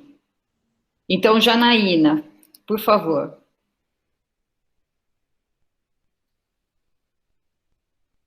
Boa noite, meu nome é Janaína, e eu gostaria assim, de fazer um comentário e fazer uma pergunta referente que meu irmão já passou por isso, de ser discriminado por ser negro, porque quando eu era pequena, eu era muito branquinha, e ele saía comigo e ia quase chamar a polícia para ele por achar que estava com a criança roubada e etc. E eu gostaria de fazer uma pergunta que é o seguinte, 7,6% da população é negra, né, negra no Brasil, e só 50% delas conseguiram terminar o ensino médio, e eu gostaria de saber assim, se esse número consegue ficar igual ao dos brancos por conta da sociedade e da desigualdade que a gente tem hoje. Por vocês, se acham que isso consegue virar normal, os negros conseguirem terminar o ensino médio para conseguir fazer uma faculdade, ou ainda é muito difícil na sociedade que a gente tem hoje? Cássio e Luana, vocês estão à vontade agora. Vamos começar. Eu vou começar, vou falar primeiro da Giovana, né? Não foi seu nome. Essa questão é curiosa, mas quem faz distinção, ao meu ver, é o IBGE, né, que gosta de separar o pessoal em escalas. Então, assim, negros são pretos e pardos. Então, gente, é preto e é pardo. Eu sou preta, sou negra. Todo mundo fala que tem a questão do pardo. Isso é uma coisa... Eu não sou cor de papelão, então eu sou preta mesmo. Eu já fui chamada de a moreninha, você não é tão preta assim, cor de formiga... cor de qualquer coisa, mas é difícil falar que é preto, mas entra muito naquela coisa que eu falei no início, né? Assim, olha, eu não vou falar que eu sou racista, mas deixa, né? Você não é tão preto assim, você é moreninha, você é chocolatinho, café com leite, quem sabe? Então é isso, gente, não tenho medo, não tenho receio de falar. É ofensivo eu falar de cor, mas que cor? Eu sou caixa de lápis agora? Né? Eu tenho uma característica, eu sou algo, então eu não estou rosa hoje, né? Eu não estou azul, eu sou preta, então isso não vai mudar. E dentro disso, as minhas capacidades cognitivas também não são alteradas. O tempo da eugenia já passou, onde se acreditava que o negro era, né, não tinha tanta capacidade intelectual quanto o branco. Isso foi feito por um motivo, e como eu disse, né, as nossas posições são posições políticas, então é importante que a gente entenda essas questões. O outro ponto eu esqueci o nome dela já. Se eu não anoto, gente, eu esqueço. Enfim, se eu acredito que a educação vai se equivaler dos negros e brancos. No meu desejo, eu queria que sim. Mas é muito difícil porque a gente tem que analisar que tem toda uma estrutura social, uma tríade, um contexto, né? A gente acabou de ter uma revogação de uma lei que permitia cotas, a gente tem que explicar por que cotas são importantes, a gente tem que validar por que o negro tem que ter, né, tem que ser inserido, porque tem que ter essa questão, a gente tem a questão da educação pública que é tão complicada, é tão devasada, né, tão não vista. Então, assim, quando foi criado, né, essa questão do ProUni, de possibilidades para que a população negra, e não, né, não negra com desigualdade social, adentrasse a universidade, foi pensando nisso. Só que a gente tem que entender que a gente vive, por causa das questões políticas, em constantes retrocessos, né? Então, a gente está indo, a gente volta, a gente vai, a gente volta, a gente para. Então, é isso, é uma conscientização que a gente precisa fazer, e assim, dentro do nosso cenário, o que a gente pode fazer? Como a gente pode estimular? Acho que se todo mundo fizer um pouquinho, de repente a gente consiga, né, tudo. A gente viu nessa questão de isolamento, todos os países que respeitaram o isolamento social, fizeram tudo o que foi pedido, que era necessário, eles já estão livres, né? E a gente ainda está com medo. Então, assim, enquanto não houver uma conscientização, a consciência nacional, né, e a questão política também, né, enfim, entendendo que não foi a questão da educação é constitucional. A gente não é que, né, é direito, e é direito de todo brasileiro tem direito à educação. Só que a educação precisa ser de qualidade. Será que ela é de qualidade? Então a gente precisa pensar nesses pontos, sim. Mas o meu desejo e a minha luta, né, por estar na educação é que sim, que se equipare. E aí, já respondendo a Andressa, que é se existem leis que obrigam que a história da cultura afro-brasileira e africana sim, existe no ensino fundamental e médio, é a lei que eu citei, 10.639, ela é uma lei obrigatória. Eu vou até pegar aqui, gente, esse livro também é bom, é da Nilma. Depois, qualquer coisa, eu deixo lá no grupo. Eu não coloquei na minha listinha, mas é um livro interessante. Eu estava dando uma folheada hoje. Deixa eu só ver que ela tem aqui, eu tinha marcado a página certinho que leia uma coisa, né? Ela é de 2000, se não me falha de memória, eu acho que essas coisas de data o Cássio é bem melhor que eu para guardar, eu não guardo. A lei 10.639, ela é de 2013, mas, então, ela é essa obrigatoriedade, em 2008, ela foi quando inseriram a questão dos indígenas, que é a 11.645. Então, são obrigatórias, sim, né? É obrigatório o ensino da questão dos afro-brasileiros e dos indígenas, né? Do ensino fundamental, médio, universidade, pós-graduação, enfim, é importante falar o tempo todo. Foi 2003 ou 2013? 2003, isso. Agora o Cássio fala, porque eu sou péssima com número.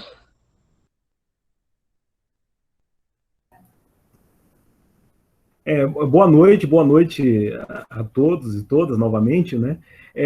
Eu vou começar pela primeira pergunta, depois eu vou para a segunda, né? E depois, consequentemente, a terceira.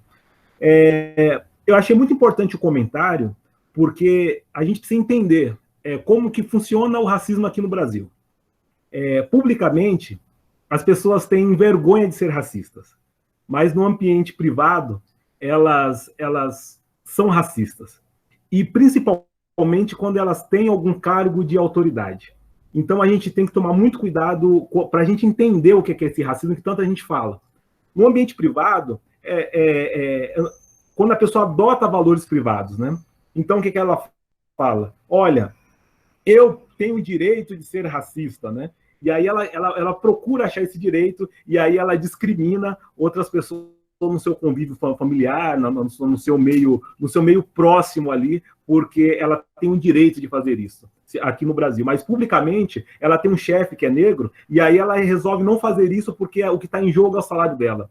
Mas no momento que essa mesma pessoa ela vira chefe, ela quer discriminar. Né? Porque é o momento que ela fala, agora eu posso discriminar, agora eu posso usar dessa maldade, dessa covardia, dessa tolice, para poder humilhar o outro, para poder me sentir algo.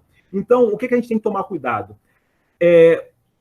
Existem leis que coíbem o racismo, mas, para mim, eu acho que elas são insuficientes, porque a gente precisa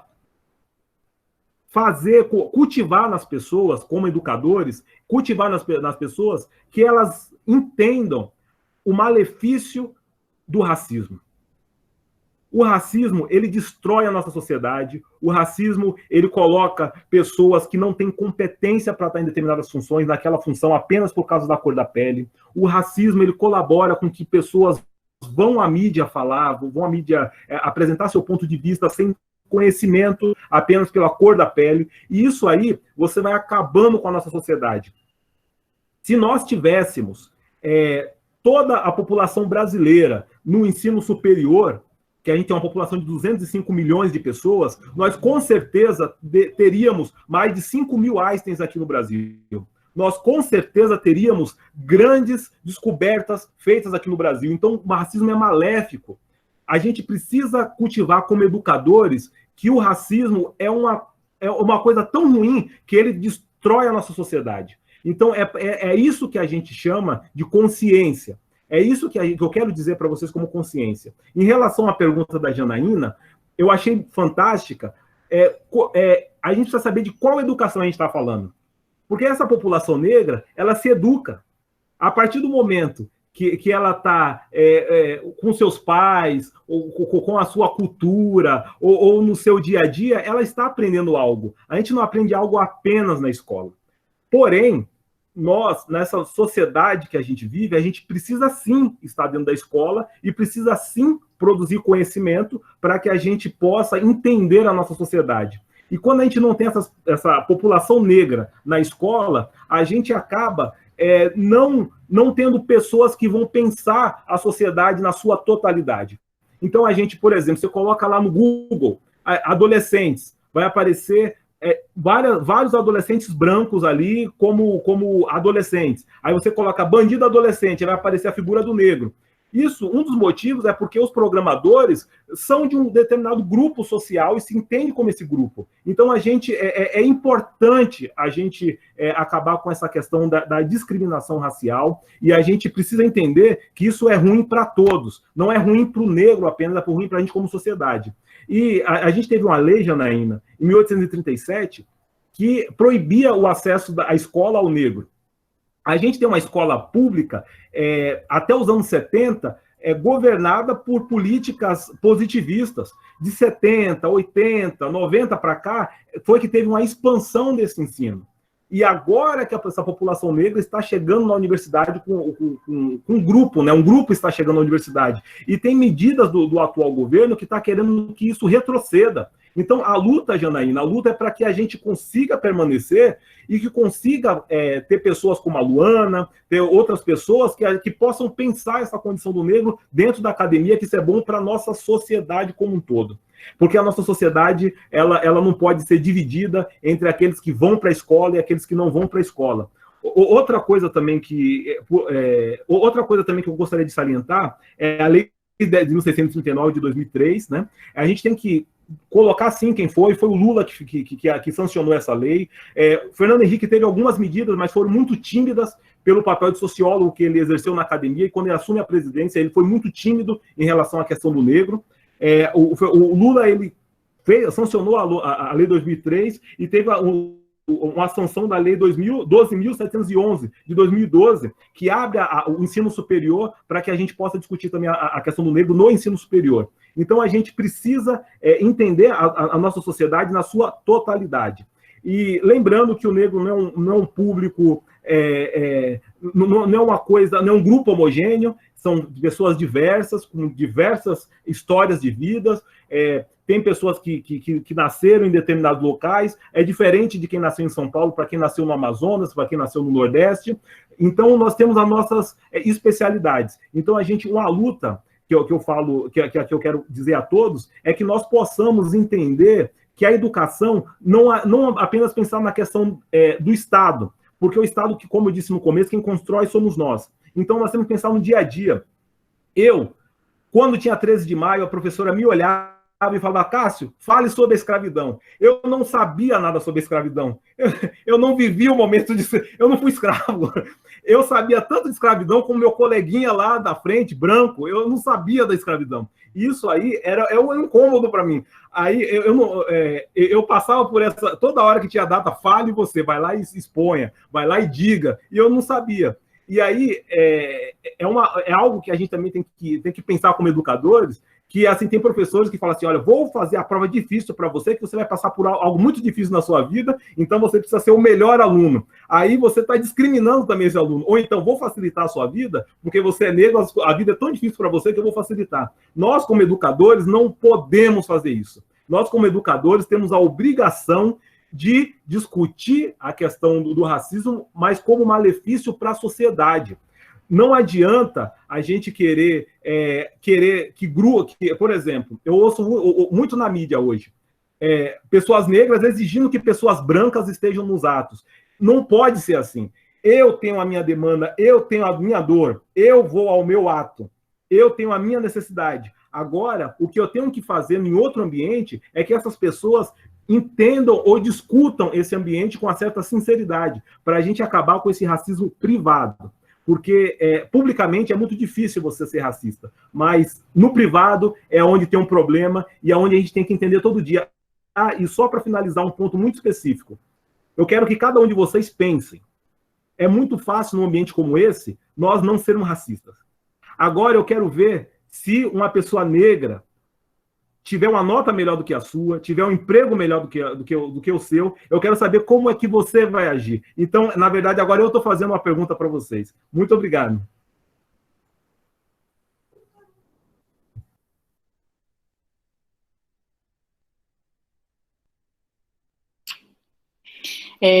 Cássio e Luana, muito obrigada pela fala de vocês, foi muito boa, a gente aprendeu bastante. A Sônia vai escrever uma pergunta aqui, como o nosso tempo já passou do horário, eu falei para ela que vocês vão responder lá na comunidade. E eu queria falar o seguinte para vocês, hoje a gente vai começar uma nova estratégia. A gente vai fazer aquele print screen, aquela foto, né, todo mundo aparece aí, a gente vai colocar lá na comunidade, Movimentos Docentes, e daí eu quero pedir para vocês escreverem lá algum comentário sobre esse encontro de hoje. Então, por exemplo, a Keila acabou de escrever, quero agradecer por esse espaço e tema. Por favor, escreva alguma coisa lá, Keila. Escreva alguma coisa que você aprendeu, pode ser qualquer coisa, o que chamou mais atenção de vocês do encontro de hoje. Por favor, escreva lá na comunidade para ficar registrado desse encontro que nós tivemos aqui. Se tem alguém que ainda não é da comunidade, o Everton acabou de colocar o link, por favor, peça para entrar, a gente vai autorizar na hora, claro, e daí vocês vão inscrever lá. Muito obrigada para todos que participaram. Agora, gente, vamos abrir aí as câmeras para a gente poder tirar uma foto aí de todo mundo.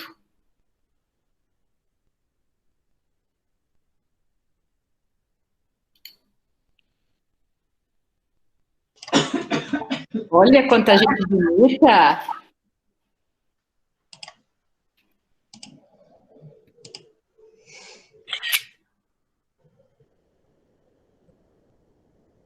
Olha, a Bruna acabou de escrever, foi incrível, só elogios. Essa dupla é fantástica, né?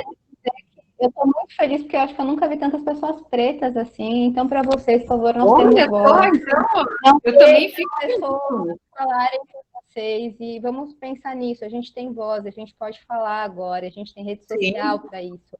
Então, assim, tomem cuidado com essa desvalidação que a gente tem da nossa fala. E, assim, usem ela, por favor. Eu estou muito feliz. Legal. Obrigada. Então, boa noite, gente. Obrigada para todo mundo. Até quinta que vem. Quinta que vem é a Érica, que vai estar aqui conosco falando. Certo, Érica? Preparada? Preparada. Beleza. Será bom. Boa noite. Obrigada. Parabéns, boa noite. Parabéns aos dois. Obrigada. Muito bom. Tchau, tchau, gente. Obrigada. Tchau, boa noite. Obrigada, boa noite. Estou indo lá no link, hein? Me aceita. Um abraço, Pode pessoal. deixar, Tchau, pode deixar. tchau. A gente aceita todo mundo, você é bem-vinda. Obrigada. Cássio, você está aí ainda, né? Está ouvindo? Tá, né?